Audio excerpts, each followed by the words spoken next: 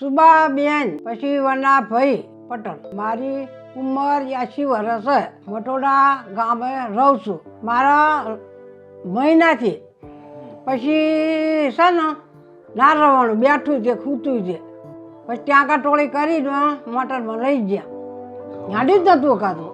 હું રાત દિવસ સુઈ રહેતી હતી, પણ મારાથી બેઠું નહોતું થવાતું. બે હાથું નહોતું. ખાવો કેવો સાલું આમ રવાય નહીં એવો.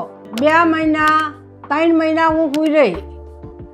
3 મહિના બેઠું નહીં થવાનું, દાંતણ નહીં કરવાનું, ખાવાનું નહીં, કંઈ નહીં. પછી અહીંયા જ્યાં તણ કે ઓપરેશન કરવું પડશે.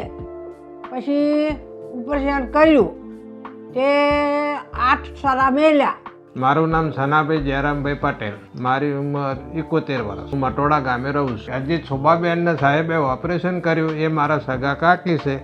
એમની સારવાર દરમિયાન શેકથી શેક સુધી હું જોડે રહેલો છું. શોભાબેનને જ્યારે તકલીફ હતી ત્યારે ખાટલામાંથી બેઠા નહોતા થઈ શકતા. બીજી કામની તો વાત જવા જ દો, પણ બેઠા નહોતા થતા અને સૂતા સૂતાય તકલીફ એમને વધારે હતી. સાહેબ જોડે લાયા પછી સાહેબે તપાસ કરી, ઓપરેશનનો રિસ્ક લીધો અને તે પછી એમને મટાડી દીધું. અત્યારે જાતે પોતાના કામમાં કોઈની ઓછાળી એમને રહેતી નથી.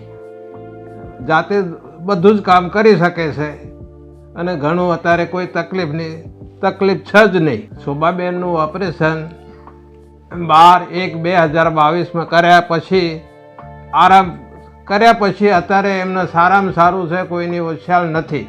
અને આવા હું લગભગ સાહેબ જોડે 10-12 દર્દી લઈ ગયો છું.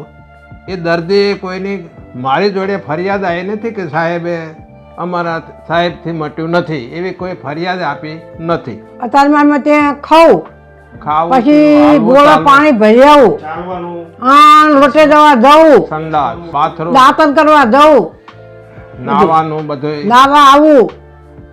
કોઈની ઓછાળ રહેતી નથી અત્યારે. અને શોભાબેનને જે તકલીફ હતી એ અમને આશા નહોતી કે આ મટશે. તે છતાં સાહેબે પ્રયત્ન કર્યો, જે કર્યું એ, પણ એમને હાલતા ચાલતા કરી નાખ્યા. કોઈની ઓછાળ રહેવા દીધી નહીં.